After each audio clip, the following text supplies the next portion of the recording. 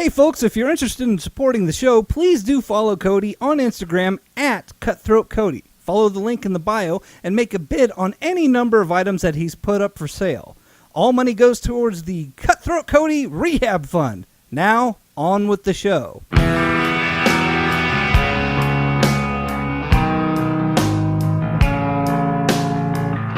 You're listening to I'm Hurt with Cutthroat Cody and Timothy Styles.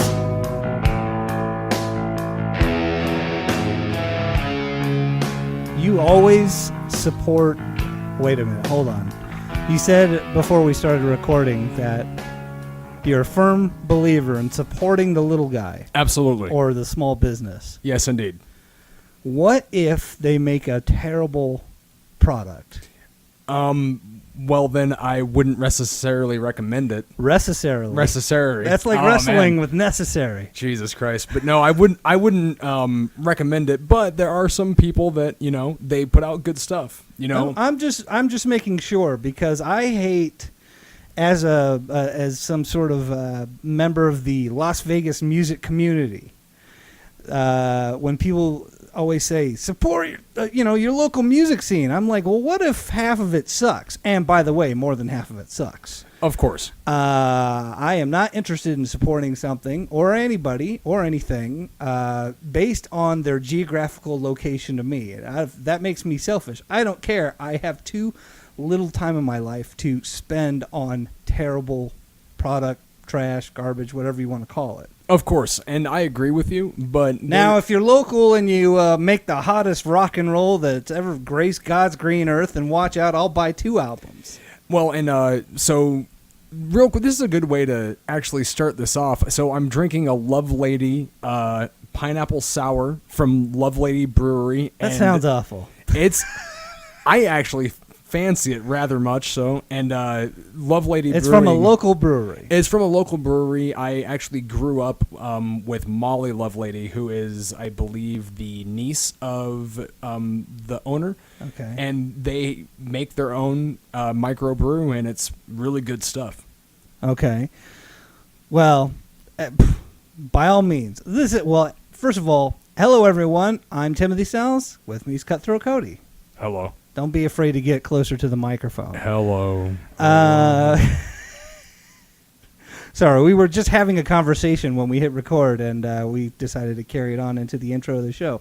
Anyway, folks, welcome to the show. Thanks for being here. This is, of course, I'm Hurt, and since the show is called I'm Hurt, a good place to really start would be to check on your status of your health, seeing as how the show is based around it conceptually. So where do we stand at with the torn rotator cuff, and where are we at? Right now, they just added 2-pound weights to my physical therapy. Right.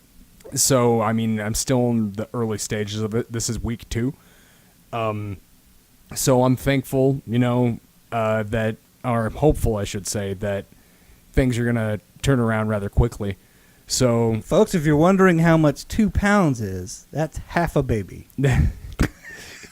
If anybody has 2 babies, by all means, I'll grab them by the necks and I'll do the Y movement that I'm allowed to do right now. Yeah, soon enough they'll get to full baby weights, and that's what you'll be at.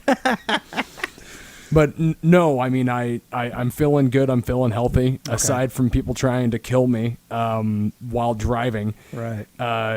Which is an entirely different beast. Now I should say, okay. as an audio guy, we shouldn't be referencing things that the audience doesn't know about. So now you have to explain yourself. So the other day, as I was driving, I had a gentleman that was going really fast as I was exiting the freeway near Silverton.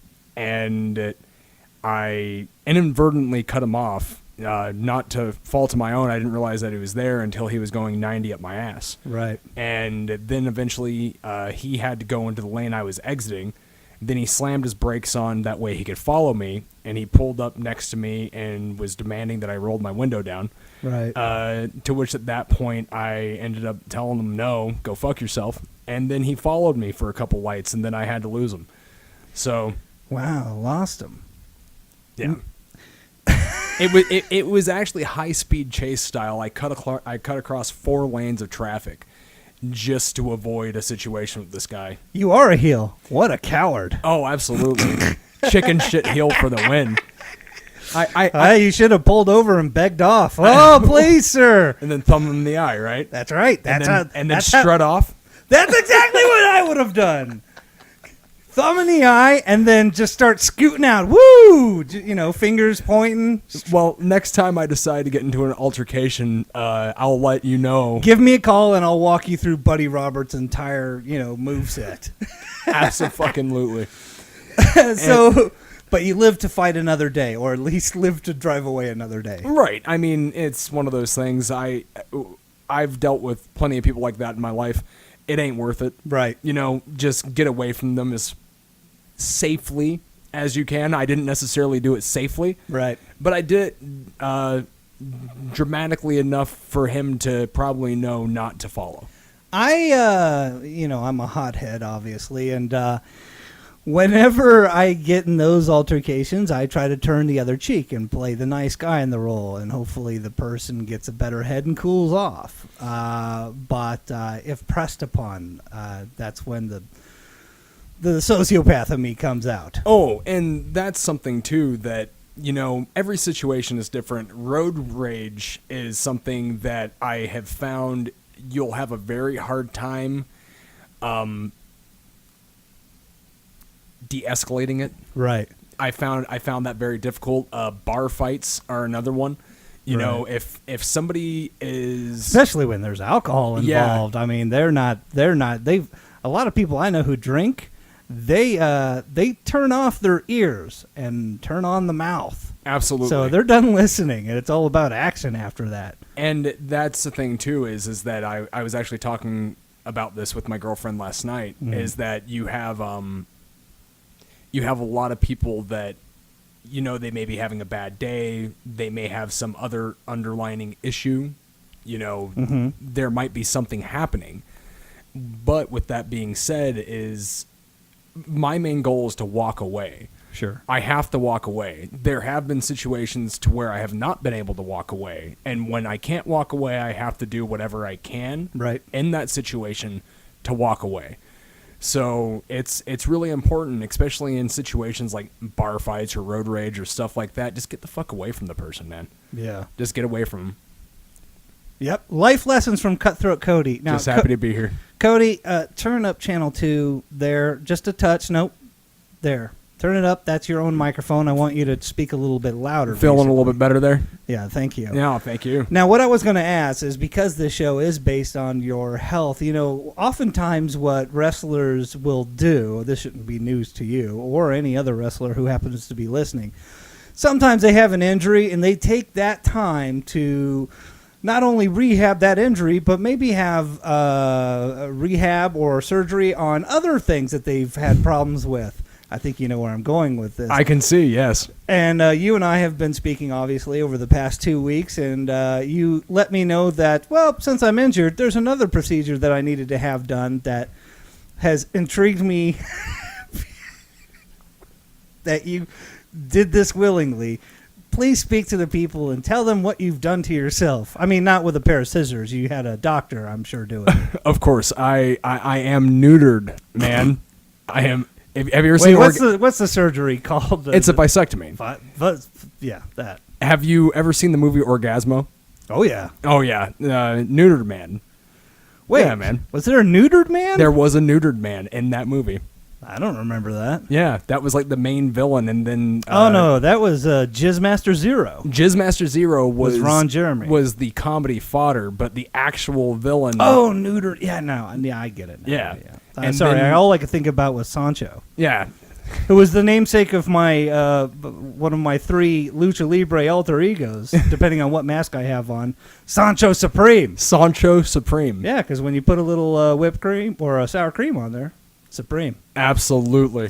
So that's fantastic. So now tell me, please, why you would decide to meet with a stranger and say, could you please dig into my bean bag and tie my tubes up in knots so that I, don't have any babies because I'm too lazy to pull out. Well, and that's another thing, too. Oh, kids, earmuffs. Sorry. Yeah. Go on. Hey, now. So my family has a rich history of mental illness. Okay. I mean, it's Hold on. A professional wrestler has a family lineage of mental illness. All right, go Yes. on. Hold on. and it's not just like, oh, we have like a bad uncle. Like yeah, you know what? Fuck it. No, we don't need to dig into too deep. We're already there. I mean, Oh, boy, like God. this is all decisions in my. I'm wondering how much professional wrestlers and strippers have in common. They probably have a goddamn lot. All right, carry on with the dirty uncle story. So I don't have a dirty uncle. I did have a terrible grandfather on my father's side of the family, though. Sure. Most of the genes are on my dad's side of the family. I had it was just some really bad stuff that was going on, and some things that I realized that were hereditary in my family. And in order for me to come to this decision, that was one of the main factors that I had, is if I ever had a kid, the possibility of them having the gene is really high. Oh, man. I mean, I was unprepared to get into this scientific debate because I would have did some research about, are we talking about a molester gene? There's one of those. All right. Now, Yeah. But what you yourself weren't touched, right? Absolutely not. Right. That's the, let's make that very clear. People in my family, though, that were close to me were, By though. creepy grandpa Hancock. Yes, who died serving his prison sentence, Right. which is probably the greatest anecdote of justice. Good that there can riddance be. to bad rubbish, I like to say. Oh, indubitably. But I would have did some research on, like, well, is there a gene that leads to molestation? And I don't think that there is, but I don't have the research in front of me. I do believe that is victims go on to make new victims. There's also another thing that's been passing around my family, and it's just I'm making an argument on behalf of your beanbag. Of course, and I mean my beanbag is fine. It's bruised. The damage has been done. Absolutely, it has, and I'm happy to say that another thing that also was in my decision making was the fact that I never really wanted to have kids to begin with. Even if you weren't a pro wrestler, I suppose. No. A vagrant, a nomad. No, it was just never anything that I wanted to have. Right. So, so that you could be the creepy uncle. Yeah. So I've actually, from my friends, they actually call me Cool Uncle Cody because I have all the cool shit that a cool uncle would want to have. Sure. I'm sure your apartment or wherever you're at is laced with action figures and other trinkets that only a child should have. But you being an obsessor over nerd culture and pro wrestling falls into that. It's amazing that my girlfriend actually went through with having sex with me at all. I say the same thing about my wife. Yeah. I really did trick her into it. Surprise. So, but you went through with the operation. Yes, sir. They go in through the taint. I don't know how it's done. No, it's not necessarily through the taint. I mean, it's the front of the beanbag. Oh, wow! Yeah. Where the blade meets the shaft. Yes, sir. And they went in and they cut me open, and the doctor turned out to be a wrestling fan. Of course. Hey, you're Cutthroat Cody. Yeah. Hey, count backwards from 100. I'm going to touch you on the ding-a-ling. He at first didn't know who I was, but during the process of the screening for the surgery, he asked me, well, why are you deciding to do this? And I gave him the list of reasons. Right. And I said also I'm a professional wrestler and I travel quite a bit, and I don't really want to put myself into a situation to where that would come to an end. Yeah. And then it turned into, oh, well, and then a plethora of questions, and then let's do a little role playing. I'm going to be the doctor. You're going to be lying on the gurney or whatever. Hello, Mr. Cutthroat. I'm Dr. So-and-so. I just want to ask you a few questions about why you want to do this. My family's crazy as shit. Uh-huh. And I... Hold on, let me get something to write with. Crazy as shit. Go on. Crazy as shit family. I don't want children. No children. And also, I travel a lot to visit my girlfriend as well as professional wrestling. Oh, slow down. You're a wrestling fan. Do you know Steve Austin? Um, He's the best. Am I right? What's funny is that you're really close. Hey, look at this. I can do the people's eyebrow. Check it out. You're really close because and he was such an awesome guy. Like Sure. he was a nice guy, Right.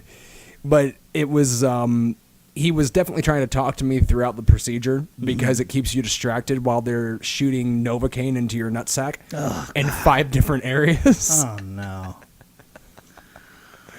Oh, I mean, and it's, I mean, if you don't need the nuts, why not, instead of tying up the tubes, why not just lop them off and become aerodynamic? Well- You'll be able to move faster. I'm gonna be honest with you. I looked in to see if anybody would actually take one of my testicles, and it's a pretty long waiting list. Wait a minute. What? I was just kidding. No, that's a fucking payday, brother. If you give up a ball? I would give up a ball. I'd give up both balls. I don't need them. Yeah, they're always in the way. Yeah. They're constantly holding up my penis, Yeah. restricting it from growing longer. The older that you get and the lower they sag and the more that you sit on them, the more you realize, man, I kind of don't want these things around. Yeah, they're such a nuisance. Wait, so you can donate a nut to guys who are missing a ball? I'm pretty sure that I still could. I'd have There's to look nut into transplants. that. Yeah. Or are you talking about the black market? Like, I got an extra ball, and, I don't need it anymore. A payday is a payday, brother. Wow, spoken like a true carny. Absolutely. Did you happen to watch... It's funny. I don't watch a whole lot of pro wrestling anymore unless I go to, like, a live event or something like that. But television, I can't really dig it too much. I made an exception. I told you, I think, last episode about the G1 Climax for New Japan. Which was fantastic, everything I saw. And for some reason, apparently I'm the only one who likes Zack Sabre Jr. Oh, he doesn't look like he's trying hard enough. Everything looks too easy. I get it. Whatever. No, that's not my problem with him. Okay, what is it? He doesn't sell? That might be one of them. My biggest problem is that he... Yeah, but in Japan, they just kick the shit out of him, and he doesn't have a choice. Here's the thing is that with strikes, Okay. in order to make them believable, you have to have follow-through. Okay. He has no follow-through on his strikes. So you're saying With the exception he of, winds up and pop and stops. He And- doesn't follow through in the hips or something. Yeah, and it also doesn't look like he has any actual intent when he's I actually think that throwing might have strikes. something to do with being British. That might have something to do with it, but when you look at somebody like a Will Ospreay, Sure. so Will Ospreay, he has all the emotion and all the intensity when he needs to have it. Sure. And he's able to mold that in with the flips and the flops and stuff like that. And the flies. Yeah. Technically, I think that Zack Sabre Jr. is fantastic when it comes to being technically sound. Sure. But when it comes to the in-between stuff, Sure. he is more vanilla than ice cream. Well, he's young. And There's room to improve. that might be a thing, too, but I also... There seems to be a safe space. Sure. Well, with you have to. a lot of these guys. Yeah, but think about it. How many people are doing that act You- and doing those moves? I mean, he's introducing to an entire audience, an entire generation of shit that that even Billy Robinson would probably only dreamed about. Jack Gallagher Sure. is money. Like if you It's a shame he only weighs 140 pounds. Zack Sabre Jr. is probably 190?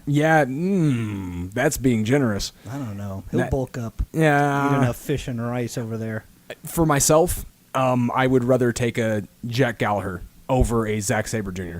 I'm fine with both of them, quite honestly, but I'm just some dumb fan. I love technical wrestling. Sure. I absolutely love it. I'll go on record as saying William Regal, one of my favorites ever. Period. He's a man. Oh, well, you don't like to talk Such about a man.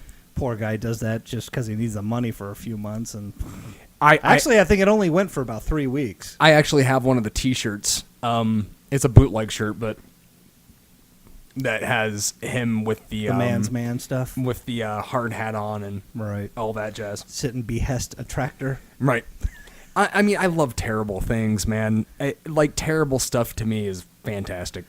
I was watching. Well, I wasn't watching. So last episode, I talked about renewing my subscription to the WWE Network, and I watched Great Balls of Fire with the hopes of seeing Samoa Joe beat up on that albino donkey, fucking Brock Lesnar. We talked about that last time, didn't we? Yeah, we did. So but he got in a few shots, obviously, but he lost in the end. And, I only watched shed a the few start. tears. Yeah, I only watched the start of that match, and I mean, it started absolutely fantastic. I mean, Joe jumped him out the gate. Right. Takes him over to the announce table, gives him the uranagi, and, he started off really hot. I didn't have time to watch the whole thing, though, even though it was only like a 6-minute match, I think. Right. But since then, because I'm still within the 30 days, because I renewed it and then went cancel. Day over. Well, so that it's like, all right, after 30 days, it'll be done. So there was another pay-per-view since then. So called, what was it? What was it called? Not Backlash. Well, the point is I can't even think of it because I tuned into it in the middle somewhere. Like I went, oh yeah, there's a pay-per-view today, and I turned it on, and Kevin Owens and AJ Styles were doing some business, and I thought it was fine. Apparently, a lot of people online think that there was an accident. The one person was not supposed to lose. I couldn't speak one way or the other. Then it went to. I forget what was the two. Oh, it was John Cena and Rusev in a flag match, and I'm watching it. You sure this time. isn't an old pay-per-view? Because I feel like that's happened point. Before. Yeah, in 1985, I'm sure. That was the point. As I was watching it, and I'm going like, God damn, what year is it? A flag match? I mean, why? I mean. Is it a crime to be foreign? And according to the WWE, it is. And which is what I'm leading you towards. It is going back to the 80s. Nationalism in professional wrestling. Of course, we grew up on Iron Sheik and Nikolai Volkov and every Russian dude, Nikita Koloff and, and then, of course, the scheming Japanese. Oh, absolutely. Oh, man. They might as well be Mickey Rooney from Breakfast at Tiffany's. Oh, Mr. Goratory! With the buck teeth and big glasses on. I'm so Ronery. Yeah. But I've watched this flag match just going like, this is so fucking dumb. Like, why bother getting into this sort of storyline in this day and age? And by the way, Cold War's over. I don't know if the WWE got the message. After it was done, I'll quickly finish, and then we'll get into nationalism. There was a promo with oh shit! Why I'm blanking on the champ, the SmackDown champ.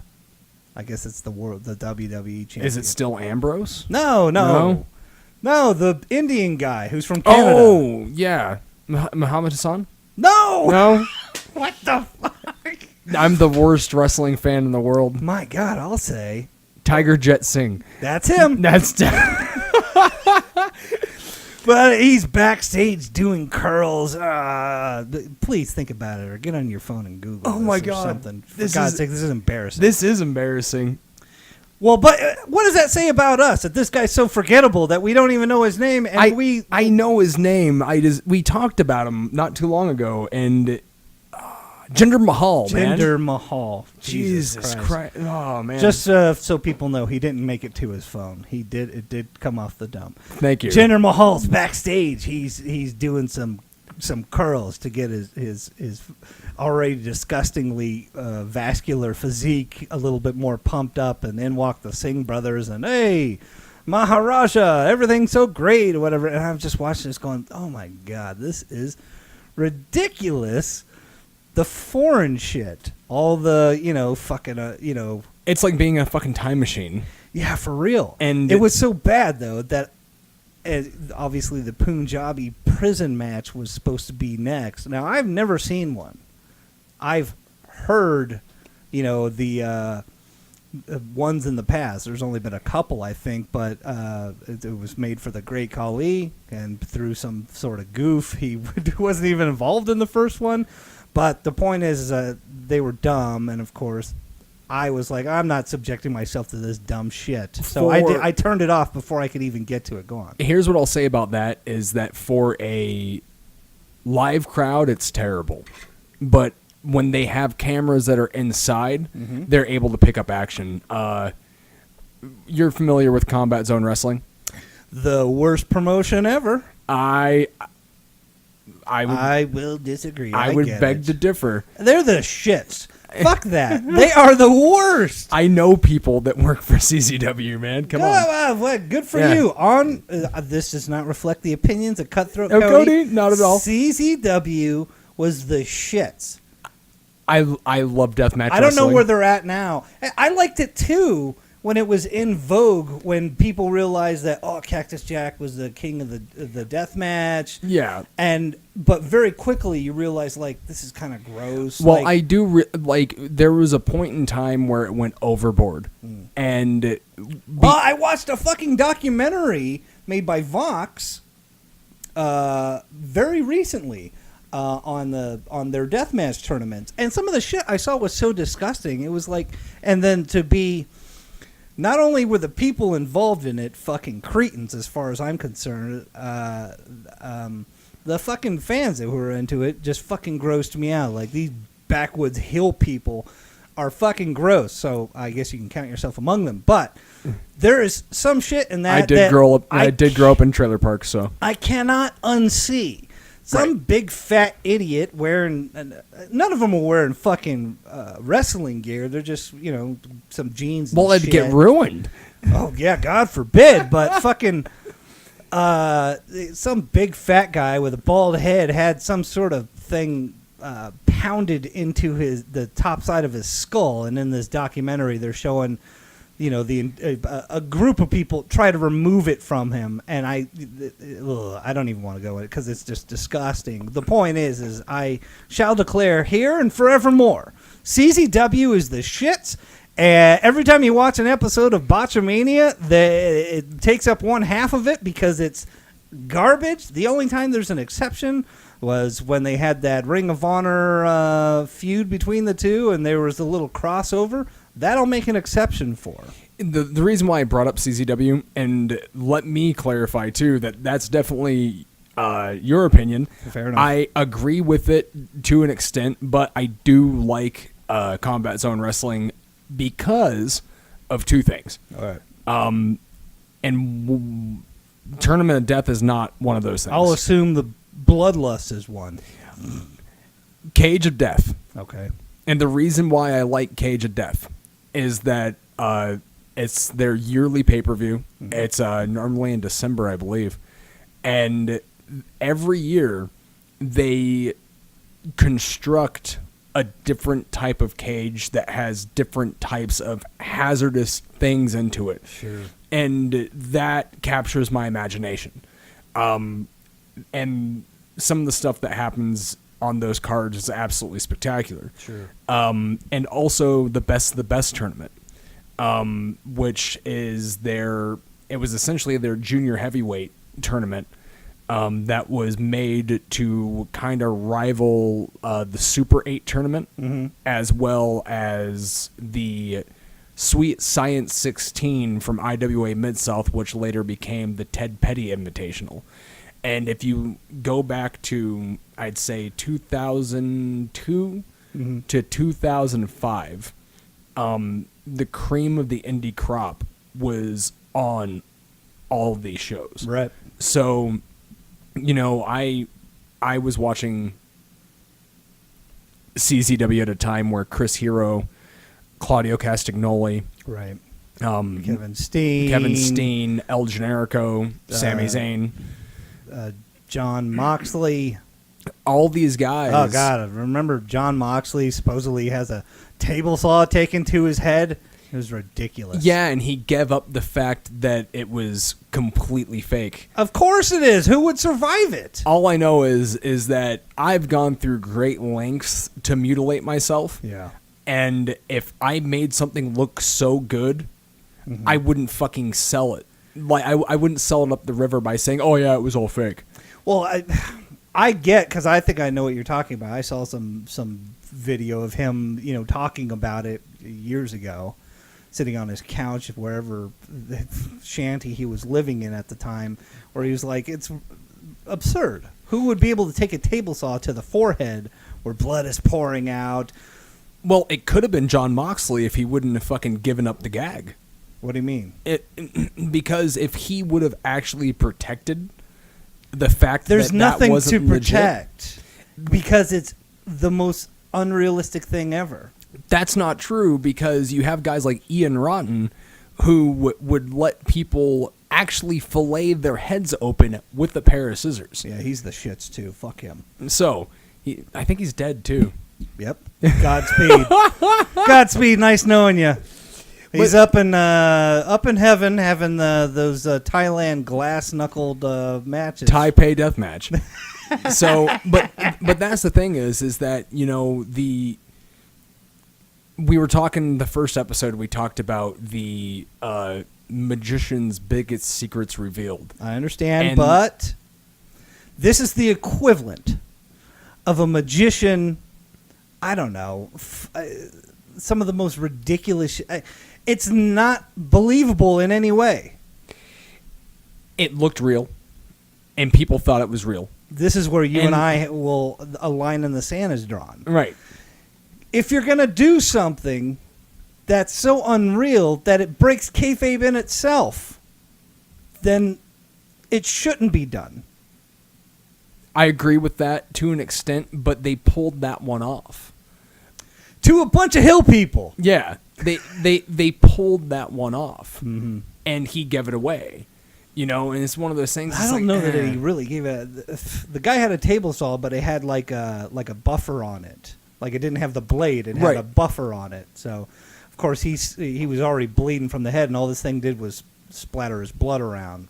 It was just fucking dumb. The shit like that doesn't need to happen. But, of course, these are my opinions. Of course. And I've already declared William Regal, one of my favorites. I want to see that technical stuff. Right. There was a time where I did watch FMW out of Japan, where it was all Frontier Martial Arts Wrestling. I mean, it was just gross stuff. But very quickly I became desensitized to it, and I regressed. And I just wanted to see... And that's why I think a lot of people probably love the Chris Benoits of the world, is because he took that sort of intensity and actually put it into wrestling. Right. And I agree with you too, because I had my moment in time where I was a big deathmatch fan, and then right. But they're not as popular anymore, and probably for good reason. I think that a lot of it has to do with the fact that a lot of the deathmatch guys don't have longevity with being deathmatch guys. Well, yeah. What was that kid that fucking had to retire at 23 from CZW? It was Nick Mondo. Yeah. And a huge Nick Mondo fan. Mm-hmm. Even more of a fan of the fact that he was able to get out. Sure. And he was able to put it away, and he... didn't have a choice. Well, I think he did. Sure. I've listened to a couple... Oh, hey, anybody could keep doing it till they die. Right. And it's the same thing, though, is that he got out of it, but, he had some highlight reel moments, man. Sure. I mean, there's a part of me that understands it. Look, I get the bloodlust. I get, people watch wrestling because they want to be swept away and they want to believe what they see is real. And when you take away the ability to fake it, like there's blood everywhere, you hit them with a fucking fluorescent light tube, they're bleeding from every orifice, there's Netro Butcher, he's got fucking, blood pouring out of every hole. It's like, whoa, this is amazing. With his sweet pot leaf tattoo on his arm. Don't forget about that. Such an aristocrat. But at a certain point, it's like, all right, at what point is enough enough? What point is, does it go too far? And I'll say this. There's not a whole lot in CZW that I've ever seen that was much different than a backyard wrestling match I went to. Not the goofy shit that I did, the Asshole Wrestling Alliance, which was basically a comedy show that we threw for our friends. It was all phantom punches and shit, and you sold like you were Ric Flair. And I'll quickly get into the story.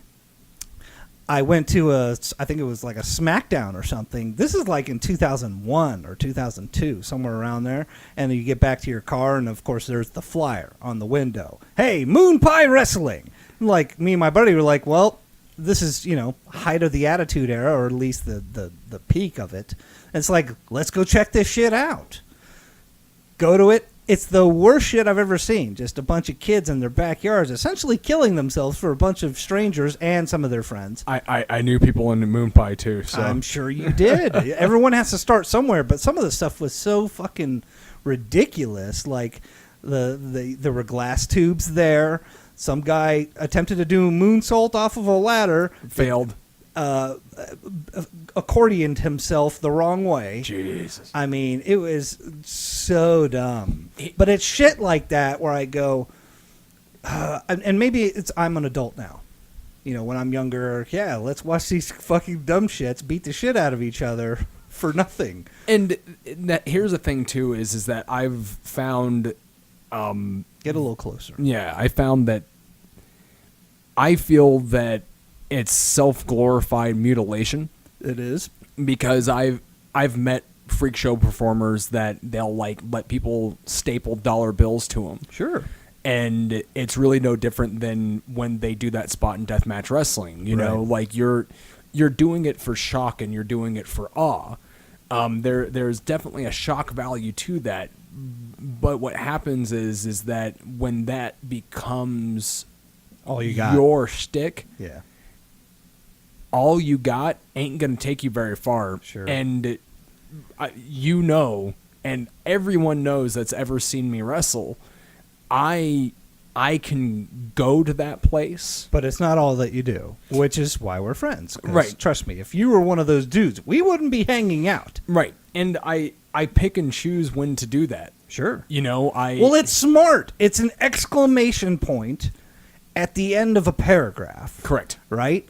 I mean, I don't mean to get up on my historian high horse, but Please professional do. wrestling is about the work.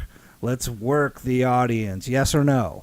Well, I mean that you don't have to admit anything. I'll say it. No, you have to work the audience, which our friend Dean Ambrose did not do by fucking selling himself up the fucking river and saying that the fucking buzzsaw was fake. Because I believed it. It was a turkey cutter. I believed it. It looked real to me. It was a turkey cutter. It was an electric knife, not a table saw. Yeah, that had it was like a fiber. So instead of a blade. So yes, the art is the sell. I agree with you. Right. I just don't get it. I find it to be taboo or faux pas or, hey, times have changed. Why hasn't anybody told any of these guys? Right. And that's something too that I understand it. I come from a place of understanding because one, I've dabbled. Sure. Two, I would be willing to dabble again. Sure. I would never be willing to be known for just that. Well, it's just so one-dimensional. Subconsciously, as a fan, we tune in, we want to see a story that's going on. We want to see a story that leads up to a match. We want to see a story that goes on in a match. With a lot of this stuff, there's not much story to it. It's just an exhibition of gore. Well, and that's why you have Tournament of Death is their bread and butter due to the fact is that we have a tournament that the stipulation is that everything has to be a death match, and now that's our reasoning to why every match is a death match. Sure. Cage of Death, they build up to doing the blow off at Cage of Death.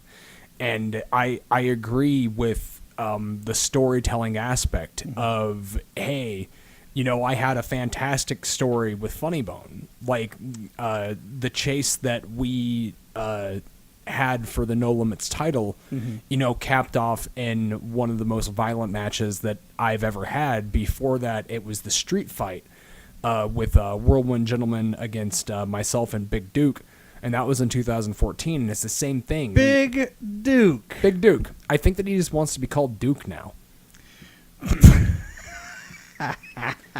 So you were talking about street clothes earlier? Yeah. Is Big Duke fighting the street? So big street clothes? Here's my street fight story. Big Duke is too close to big shit. You won't say it, of course, and I'm sure you don't think it, but I love the that's dude. all I think about. I love the dude to death, but this story is... He should change his name to The Duke. I think that he's just going by Duke now. Not even Duke. The Duke. There we go. With 2 E's. So that there's no...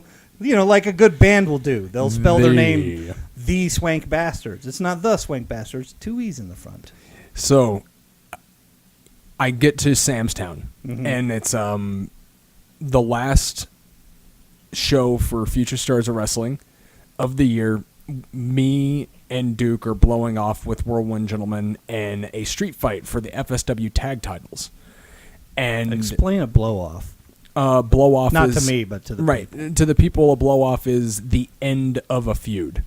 So, I get there. I have everything set up to where I have everything that I want to use. And...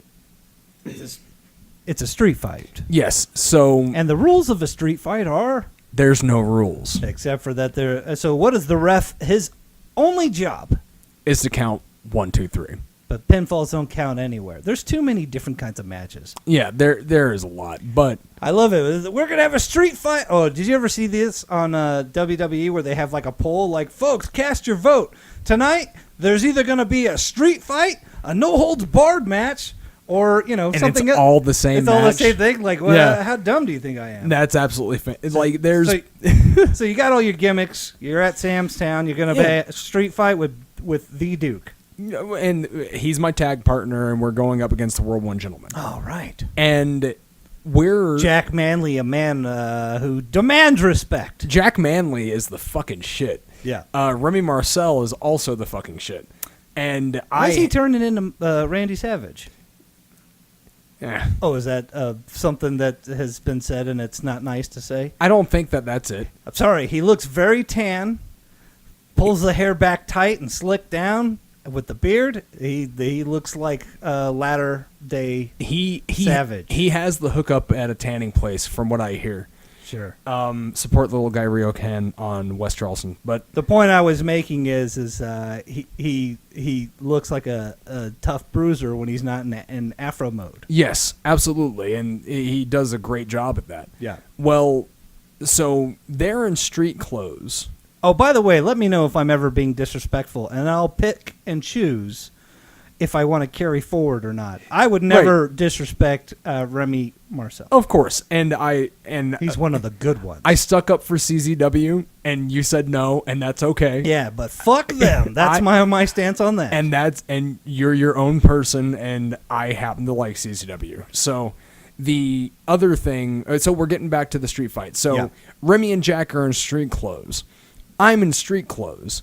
Duke comes up to me backstage in his tights. Okay.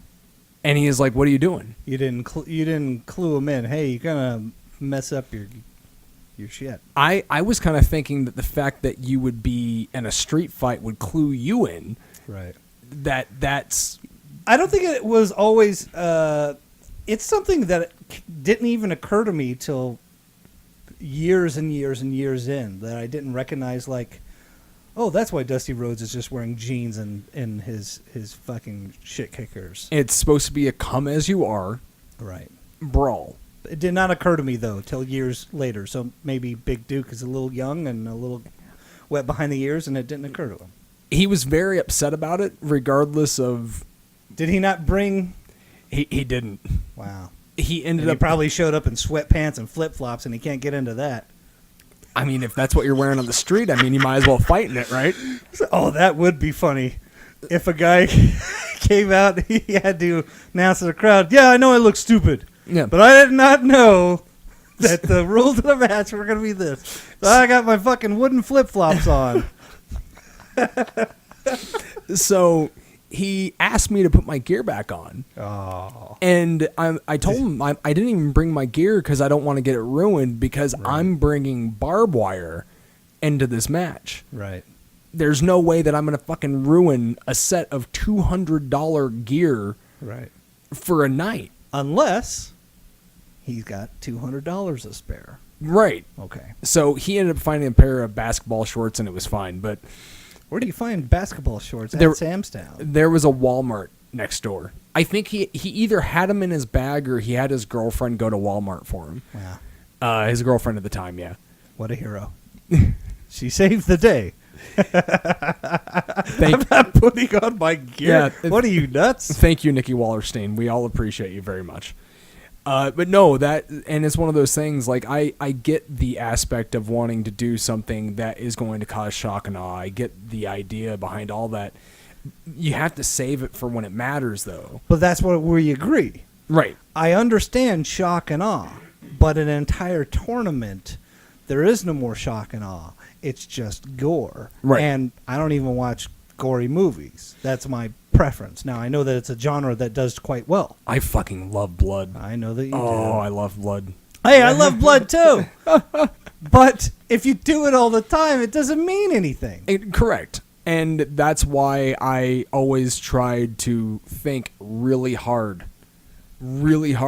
before I ever did anything that was that risky. Right. And I always had to be in a really bad fucking mood. Yeah, I get that. Yeah. Always, Some people have told me that I've written my best shit, you know, when a girl dumped me or something like that. Right. Like, fuck this bitch. Right. Well, because then you have a purpose and you have a channel. And you can put all that energy into that. Absolutely. Sure. And I have to stop saying absolutely so fucking much. Do you? Is that one of your things? I say it a lot. That's a good point. Yeah.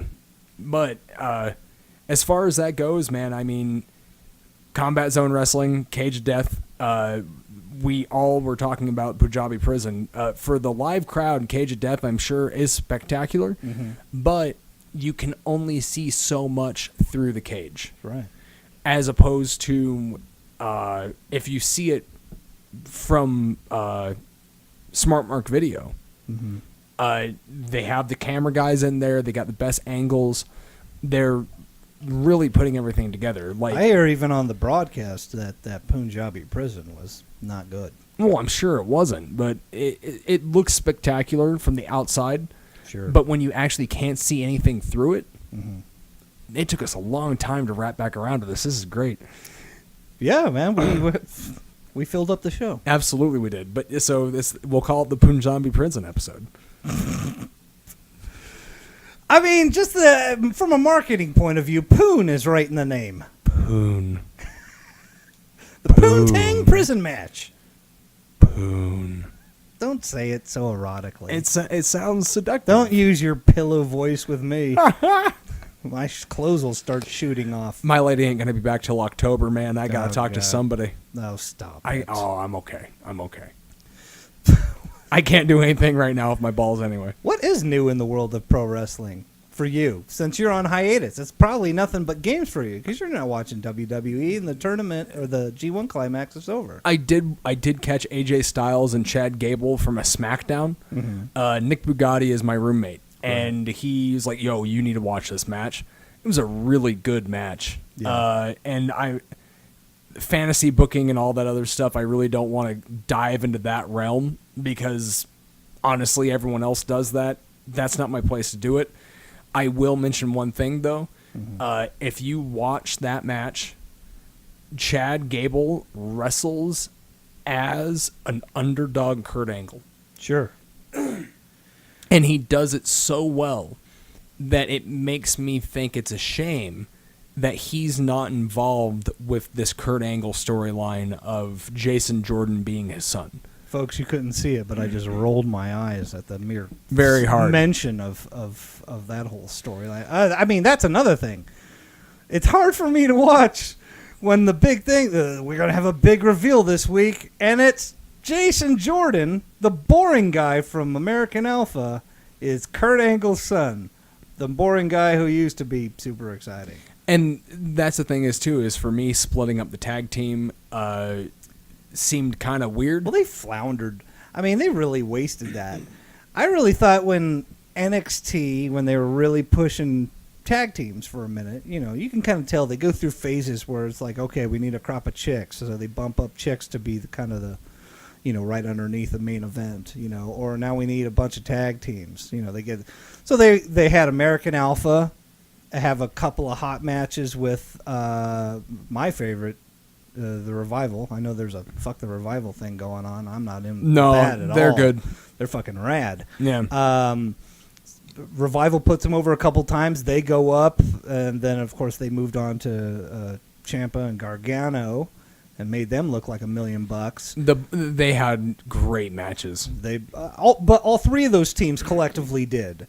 But they had those great matches, and then when they debuted on the quote-unquote main roster, I mean, they were hot, but they did not accomplish anything. In fact, one of the sad things, I think, is, because NXT doesn't have, like, this huge audience. It's a small percentage of who's keeping up with the main roster stuff. The audience that they have is diehards, though. Exactly, is the point.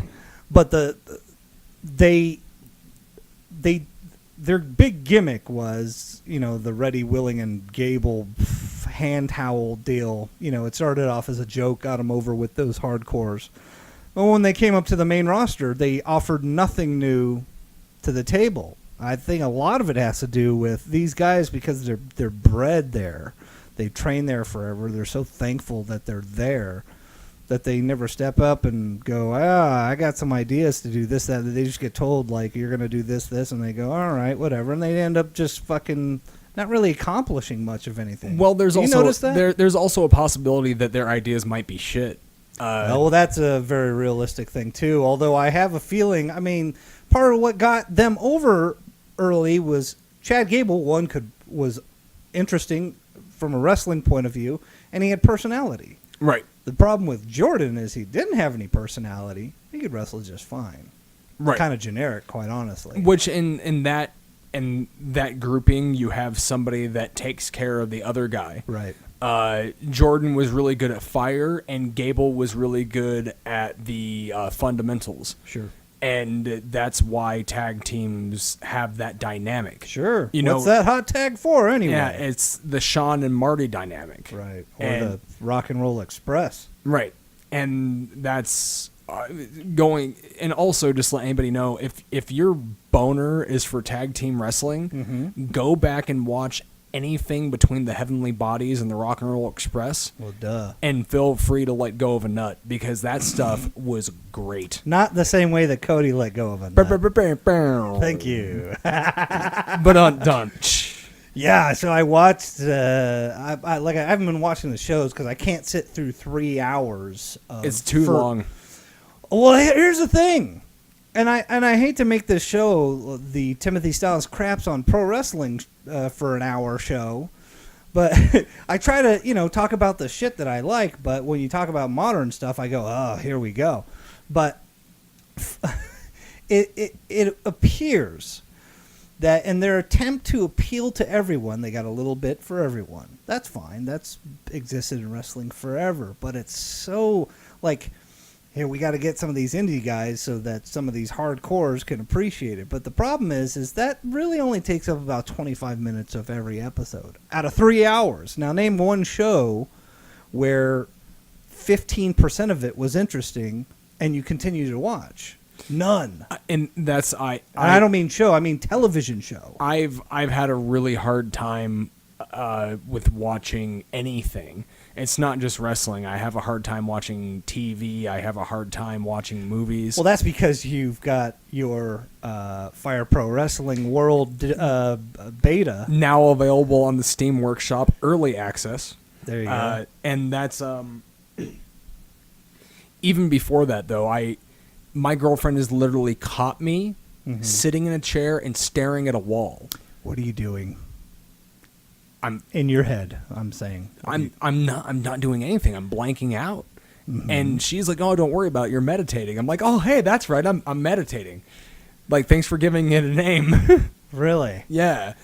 Well, maybe on the next episode we can talk about how your not only your rehab's going, but your therapist session, where you discuss why you're sitting in a quiet room and blanking out. Well, and this is something, like I said, I opened up a little bit of my personal life to everybody today by telling them more information that they need to know about not only my family as well as my nutsack. I don't think you really revealed the ball thing. Yeah, and and I'm okay with that. And I mean, I just have a hard time staying connected. Like, even things that I used to enjoy, I think that the reason why it's losing me is that it's not made for me anymore, and it doesn't feel like it's made for me anymore. What do you think is made for you?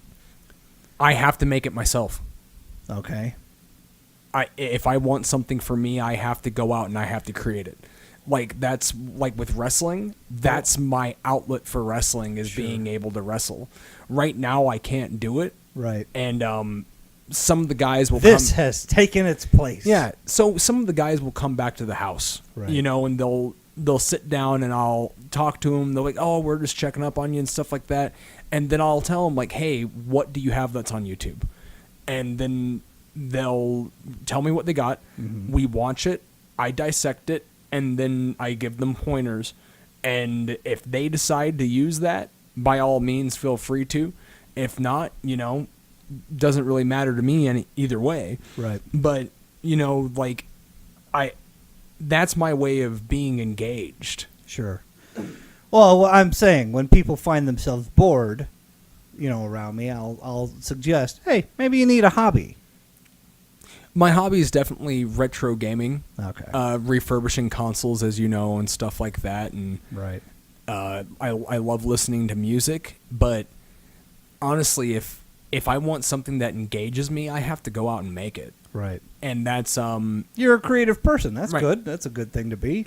It doesn't pay, but no, that's good. not at all. And I mean, I'm telling you from my own personal experience. There's two things. If you want to be a musician in Las Vegas, folks, there's two ways to go about it. You can either put together a tribute or cover band and make some pretty decent coin, or you can have the nerve to even think of writing your own songs. the audacity. And be prepared to make peanuts. Right. And that's something too, like, we can connect on that level. Right. When I was young, I never wanted to do shit for money. I just wanted to do something because it was my way of expressing myself and being able to put something into something that mattered to me. Right. Like, I never became... You wanted to create something out of whole cloth. I have a similar mentality. I mean, over the past 5 years, I've been asked to be a pretty important part of a couple of different cover bands, and I've declined because I don't want to get into something that will make me hate music. Right. And I got into music because I love it and I wanted to make it. I had a really good money year with pro wrestling. Right. And money is great. I love making money. It's fine. But when the pressure's on, and the pressure's on for you to do things that are well out of your means, Mm-hmm. it makes things very difficult. And then all of a sudden it turns into, oh, well, we're paying you. And it's like, yeah, but you want to know what, man? It's not making me feel any better as a fucking person. And I wish that everyone got paid in music, in wrestling, in art. I wish that people didn't have to struggle so much. It breaks my fucking heart. Yep. Because people have to struggle so fucking hard. But, it's one of those things. If anybody wants to be a musician, if anybody wants to be a pro wrestler, the one thing that I would recommend is you got to make sure that you're doing this for you, and you're not doing it for anybody else, and you're not doing it because you think that it's going to give you money and bitches. You have to do it because it's actually what's in your heart. Yeah, have some integrity. Folks, that's it for today's show. I thank you for tuning in. I'd like to thank frankingculture.com for hosting our show. I think here in the near future you should see us on iTunes, so look out for that. We'll announce it when it becomes official, and we'll try to get it on Stitcher and everything else so that people aren't having to watch it on YouTube. Woot. And on that note, I'd like to mention also, please do follow Cody at Cutthroat Cody on Instagram. You can follow me if you like at Timothy Styles. Not important. But the link in Cody's bio will take you to his eBay page where he has any number of things up for bid that will go towards his rehab. And it's really important, so we do appreciate it. And that is the way to help support the show, by helping support his health. And on that note, do you have anything else to say? Thank you to Franken Culture. That's about it. Later, gang. Bye.